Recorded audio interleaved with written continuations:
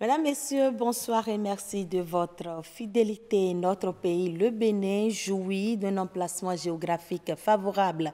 La zone côtière du Bénin abrite une biodiversité importante et unique. La faune et la flore, situées en grande partie dans les aires protégées, sont très riches et diversifiées, mais leur suivi est confronté à de nombreuses menaces. Quelles sont les actions menées pour protéger l'environnement au Bénin et que faire pour amener les Béninois à s'intéresser aux questions liées à l'environnement? Pour en parler, je reçois le professeur Michel Bokor. Il est géographe et professeur à l'université. Bonsoir à vous, professeur, et merci d'avoir accepté notre invitation. Oui, bonsoir, madame. C'est avec plaisir. Dites-nous déjà quelle place occupe la protection de l'environnement dans le développement d'une nation. Mais le développement d'une nation, vous savez que depuis 1972, la planète et les peuples du monde se sont éveillés à la problématique du développement par un environnement stable. Parce que, en termes de développement, en fait, il faut trouver un équilibre entre les ressources et la population. Vous voyez, il y a eu récemment des débats un peu biaisés sur la démographie et la pauvreté. Je crois que c'est complètement biaisé. Autrement dit, on a constaté que le développement d'un pays ou d'une communauté est lié à un équilibre entre les ressources disponibles et la masse démographique. Sur cette base-là, il faut préserver ces ressources, donc préserver l'environnement dans lequel la population va évoluer. Même si elle est en augmentation, il faut que sa dynamique soit liée aussi à la dynamique de l'environnement dans lequel cette population-là va évoluer. Donc il y a eu Stockholm en 1972, il y a eu Nairobi en 1982, et puis il y a eu le grand sommet de Rio en 1992. Mais bien avant ça, pendant la colonisation, il y a déjà eu quelques actions telles que la protection des massifs forestiers par leur classement en aire protégée ou en forêt protégée. Et puis, progressivement, après le sommet, je dirais, le sommet de Stockholm, et puis surtout après le sommet de Nairobi en 82, qui avait été boycotté par les grandes puissances, il y a que le Bénin aussi a pris des dispositions. Par exemple, sous le PRPB, il y a eu la création d'une commission nationale de l'environnement qui était logée à la présidence avec mes collègues Sacramento Adebayor et Elek Beamos qui étaient les responsables, mais ils étaient directement à la présidence de la République. Après, il y a eu quasi-disparition de tout ce qui était en train d'être vu, parce qu'ils étaient en quelque sorte là pour conseiller le gouvernement révolutionnaire dans la gestion de notre milieu de vie. Est-ce que c'est parce qu'en ce moment, il n'y avait pas assez de problèmes environnementaux? Il y en avait parfaitement. Les problèmes de pollution existaient déjà. La ville de Cotonou, avec ses inondations, avec cet tas d'ordures un peu partout dans la rue, ces problèmes existaient. Les techniques culturelles, ce qu'en anglais on appelle slash and burn, c'est-à-dire vous coupez, vous brûlez, ce qu'on appelle agriculture brûlée et avec itinérance. Tout ça existait déjà.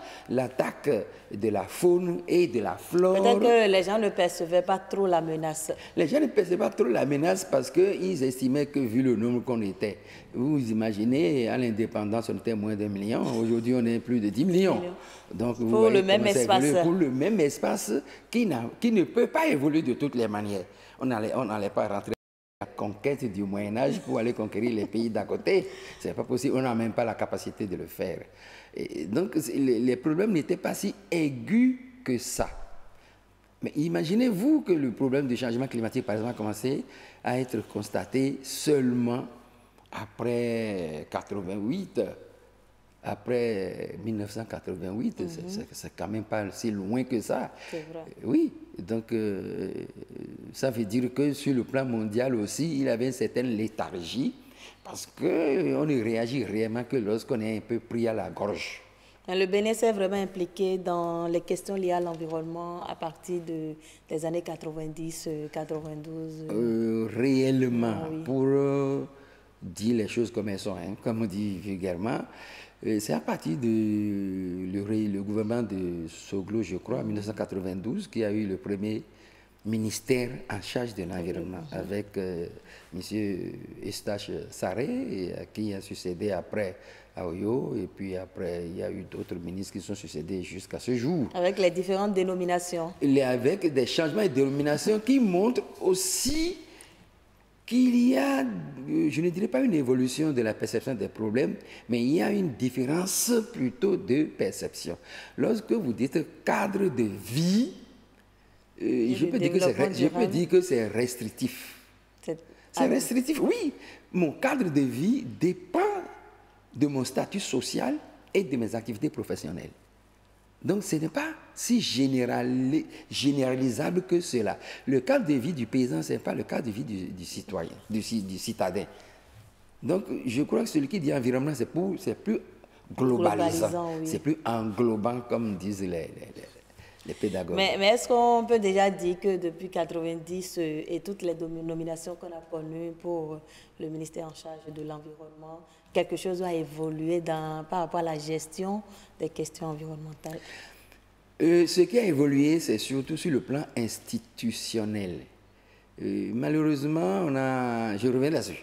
Sur le plan institutionnel, beaucoup de choses ont évolué. En dehors des tests qui existaient concernant les forêts, oui, notamment les forêts et les zones non édificantes, déjà sous la colonisation, on a ajouté beaucoup d'autres tests. Il y a eu la loi 4 sur l'environnement, il y a déjà eu le PAE, le plan d'action environnementale, il y a eu l'agenda 21 Bénin, et on a créé l'agence béninoise pour l'environnement, et on a fini par adopter la loi cadre sur l'environnement.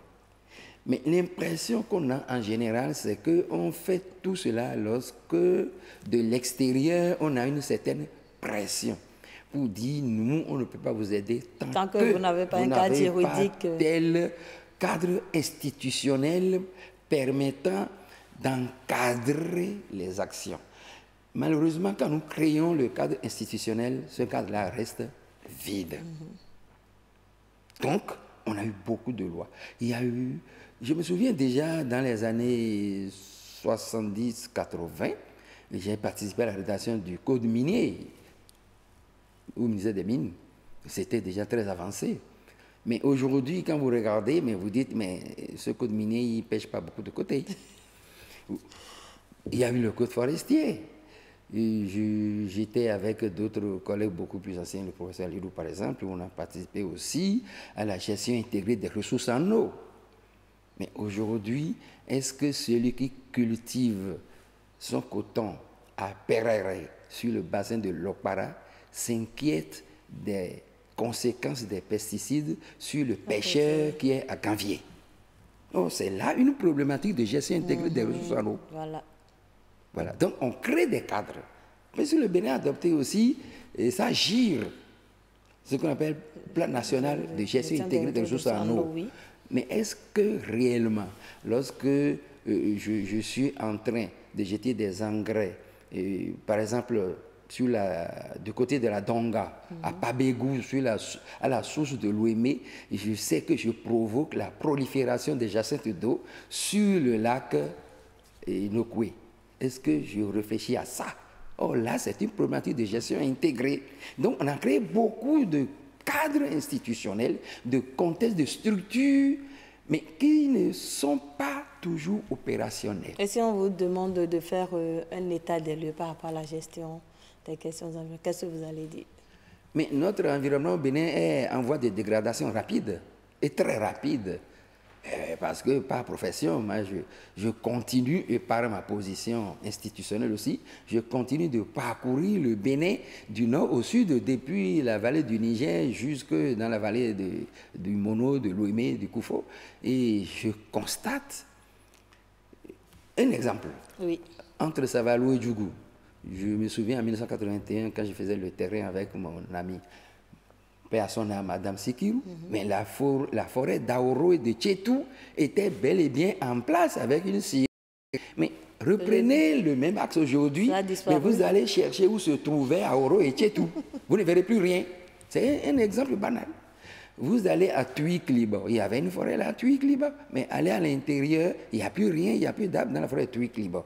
J'ai des images de la forêt des Trois-Rivières, où j'ai des champs de d'igname, de sorgho et de maïs et de coton à l'intérieur de la forêt des Trois-Rivières. Vous prenez la route Banikwara-Kérémon pour aller au point triple aujourd'hui, vous avez des champs de cotonniers à l'intérieur de la réserve de la Pandjari. On ne peut pas dire dans ces conditions-là que les cadres institutionnels qui ont été créés ont permis de préserver les ressources. Ce n'est pas vrai. Il faut aller sur le terrain. Moi, je ne suis pas un homme de bureau. Je suis un homme de terrain et je vois. Vous avez dit que l'environnement au Bénin est en train d'être dégradé. Quelles sont les menaces alors qui guettent notre pays? Les menaces qui guettent notre pays, il y en a au moins de deux ordres en ce qui concerne notre pays spécifiquement. Oui. D'abord, aujourd'hui, avec toutes les thèses que j'ai vues passer à l'école doctorale, nos eaux, presque à plus de 70%, les eaux de surface sont complètement polluées. Complètement polluées. Ça, c'est clair. Nos espaces forestiers ont presque complètement disparu.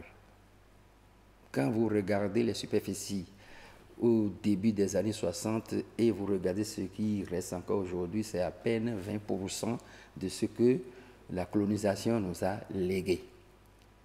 Or, la population est en train de augmenter. On va me dire, mais si la population augmente, il faut bien de l'espace. Non, c'est une question d'aménagement.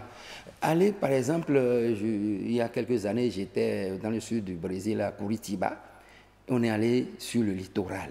Mais le littoral est complètement protégé et au-delà des 100 pas du roi, vous avez que des maisons à étages de plus de 15 étages pour ne pas faire de l'expansion spatiale.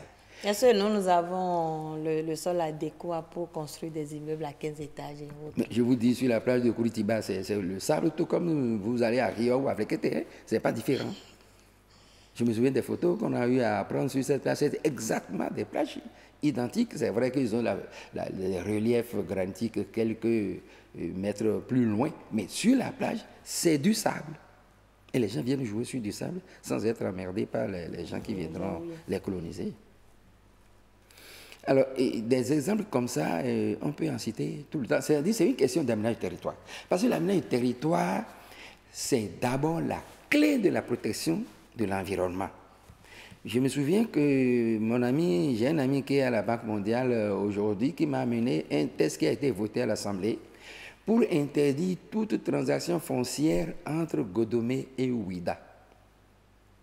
Vous voyez, entre Godomé et Ouida. Oui. Toute transaction foncière était interdite par ce texte qui n'a jamais été promulgué par le gouvernement. Il est vrai qu'au-delà de 90 jours, c'est réputé, promulgué, que le gouvernement l'ait promulgué ou non. Mais est-ce que les chefs de quartier, les maires, les délégués qui passent ou repassent, qui s'en vont par un coup de pied par derrière ou bien parce qu'ils ont fini le mandat, est-ce qu'ils sont au courant qu'ils ne devaient pas signer des conventions de vente, maintenant transformées en procès verbal d'acquisition, qu'ils ne devaient pas les signer dans cette zone-là? Apparemment, ils ne sont pas informés, puisque Nul n'est censé ignorer la loi. Est-ce qu'il ne faudrait pas vulgariser et sensibiliser un peu les populations sur ces différentes lois qui existent pour conscientiser un tant soit peu les populations? Oui, mais lorsque vous laissez chaque individu acheter ou habiter ou par thésaurisation, il reste quel espace pour nourrir la population? Il n'en reste plus. Il reste quel arbre comme bois de feu? Il n'en reste plus. Mais aujourd'hui, quand vous allez dans cette région dont je parle, entre Godomé et Ouida, les populations de pêcheurs se nourrissent aux poissons congelés qu'ils viennent acheter. Alors qu'on a la ressource Alors qu'on a la ressource à côté, il suffisait de savoir protéger son environnement. Et là, ça pose encore le problème de la pollution de nos lacs. Mais évidemment, vu les activités, C'était au mois de juillet, il y a 3 ans. J'ai dû faire appel à un collègue de la faculté d'agronomie, le professeur Alain Philippe, pour ne pas appeler son nom, pour lui dire d'aller faire des prélèvements sur les lagunes parce qu'il y avait des tas de poissons qui mouraient, comme ça s'est passé récemment d'ailleurs sur le lac Tahoe. Mais ça s'est déjà passé sur les lagunes côtières.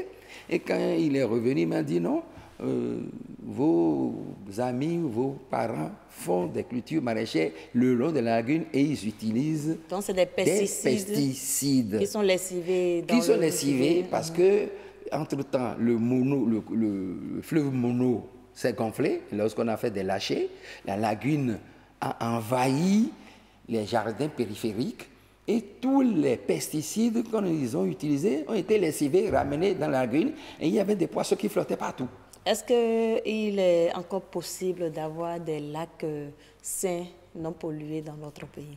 Qu'est-ce qu'il faut faire pour en arriver là? Dans les pays qui ont pris conscience, il y a des interdictions dans les bassins versants d'utiliser certains intrants agricoles. Il y a des interdits, il y a des tests, et ce sont les préfets. Bon, ailleurs, il y a des sous-préfets, mais ici, on a des maires qui s'en occupent. Mais voilà que la situation est déjà comme ça. Qu'est-ce qu'il faut faire? Mais il faut essayer de restaurer. Moi, j'ai fait plusieurs séjours en Suède. Quand vous voyez les techniques de restauration, la Suède, c'est le seul pays qui a 100 000 lacs. 100 000, vous vous rendez compte?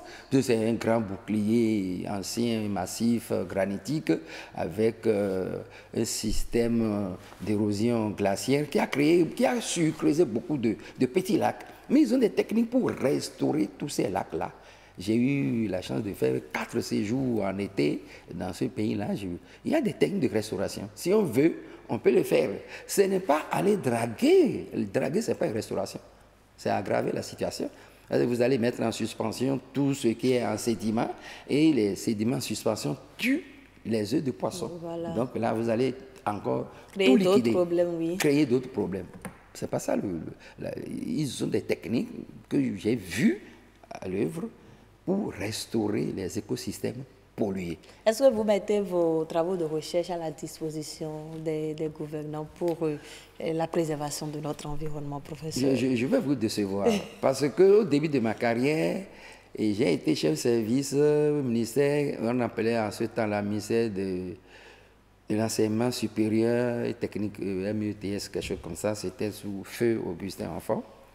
Et là, on faisait, comme on appelle ça, la communication académique. Là, on m'a appris qu'un politicien ne lit jamais plus de 3 pages.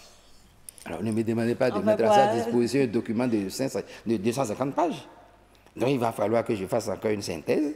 Moi, j'ai déjà mon résumé au dos de ma thèse. S'il ne peut pas lire et comprendre, il n'a qu'à recruter ceux qui connaissent et ils vont lui expliquer. Il faut un peu d'humilité. Le problème de nos politiciens, c'est qu'ils n'ont pas d'humilité. Parce qu'ils ont le pouvoir, ils croient qu'ils savent. Savoir, pouvoir, c'est deux choses différentes. C'est le savoir qui doit nourrir le pouvoir. Le pouvoir ne doit pas s'imposer au savoir. Parce que ça va être un savoir assis, un pouvoir assis sur du vent. Et là, on n'ira jamais nulle part. Les autres défis environnementaux, c'est la lutte contre les sachets plastiques et les changements climatiques. Quelle appréciation faites-vous de ce qui se fait actuellement? Moi, j'apprécie énormément les dispositions qui sont en cours. Il y a 5 ans, j'étais en Italie et j'ai trouvé qu'il y avait des sachets biodégradables. J'en ai ramené tout un paquet. Je croyais que ça allait intéresser des gens. J'ai agité ça à gauche, à droite, mais les gens me regardaient bizarrement pour dire, mais il est revenu d'Italie, peut-être qu'il a pris un peu trop de vin. Puis on était dans le 30. Le Trent, c'est la partie vers l'Autriche, c'est là où il y a les meilleurs vins d'Italie. Ils ont dit, oh, celui-là, il a dû prendre un peu trop de vin. Il vient avec des idées bizarres. C'est quoi son histoire? On a déjà nos sachets aujourd'hui, ici. On vous donne raison.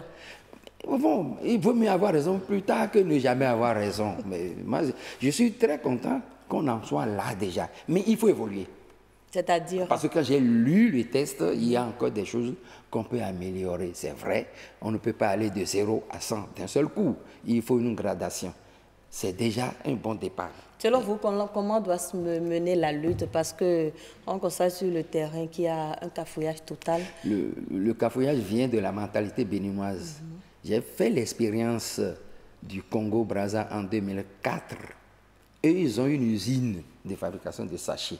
Le jour qu'ils ont décidé d'interdire les sachets, ils ont interdit et il n'y a plus jamais de sachets.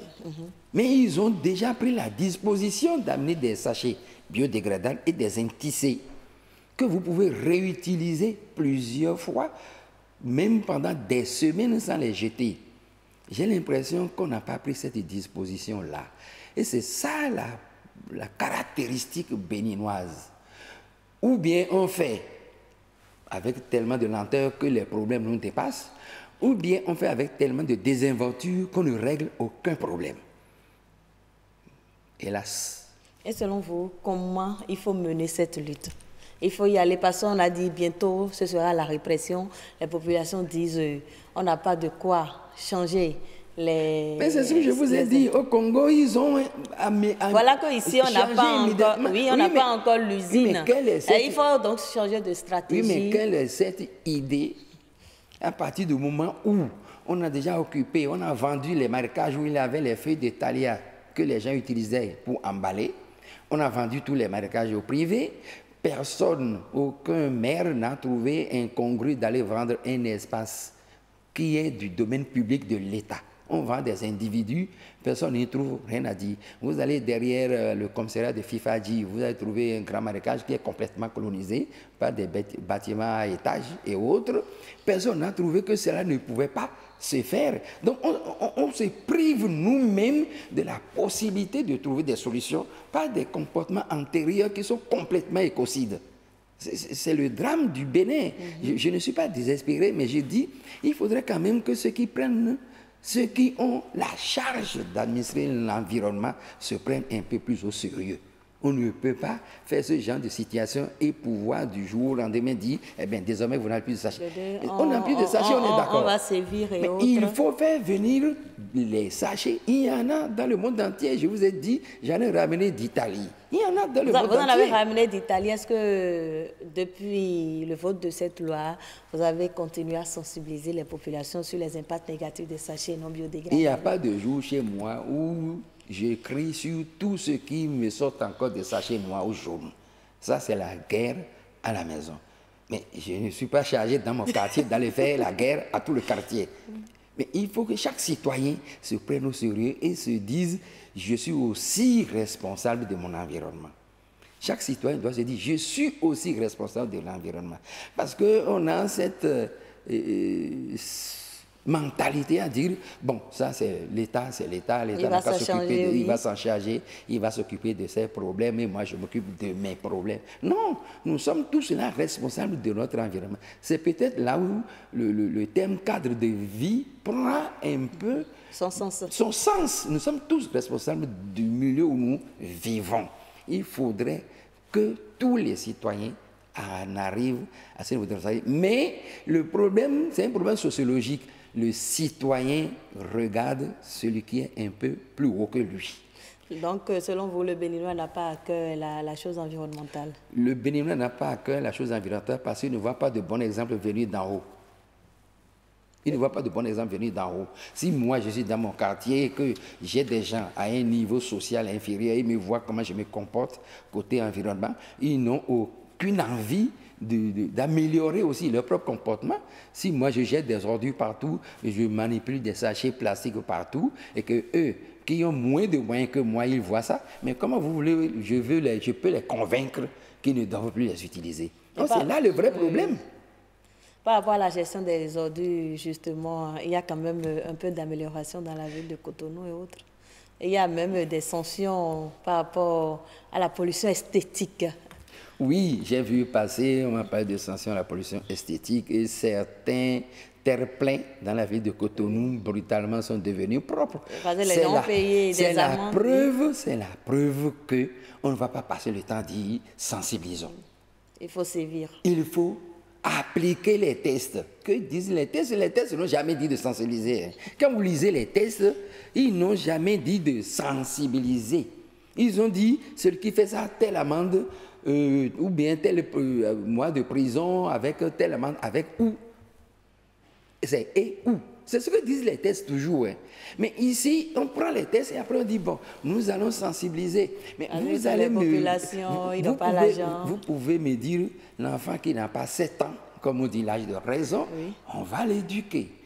Mais il y a une figure géomantique que l'on dit dans la géomancie de chez nous, qu'on appelle ça Gouda. Ça veut dire, quand vous prenez une branche tordue et vous brûlez cette branche, la cendre sera tordue. Donc des gens, des adultes, il n'y a pas lieu de passer le temps à dire on veut les sensibiliser. Il faut appliquer les tests. Un mot pour conclure cet entretien, professeur? Un mot pour conclure cet entretien, je crois que les amendes, la sanction, ça fait partie de l'éducation. Ce n'est pas simplement... Parce que pour moi, sensibiliser, c'est se réfugier et rester là dans l'élasticité. Donc il faudrait que les responsables à tous les niveaux, depuis le niveau foyer, depuis le niveau familial jusqu'au sommet de l'État, s'organisent pour passer aux applications. Mais pour le cas des sachets, par exemple, il fallait au moins faire venir des sachets biodégradables et les imposer. C'est ce qui s'est passé au Congo. J'ai vu ça de très près. Mais au Bénin, je ne sais pas pourquoi. Eux, ils ne sont que 2 millions au Congo. Hein. Ici, nous sommes 10 millions. Mais est-ce que nous devons être 10 millions seront moins intelligents que 2 millions de personnes? Je crois qu'il y a un problème au Bénin que nous devons chercher à résoudre. Merci beaucoup à vous, professeur Michel Boko. Je rappelle que vous êtes géographe et professeur à l'université. Mesdames, Messieurs, la protection de l'environnement, c'est une affaire de nous tous. Merci de nous avoir suivis. À bientôt.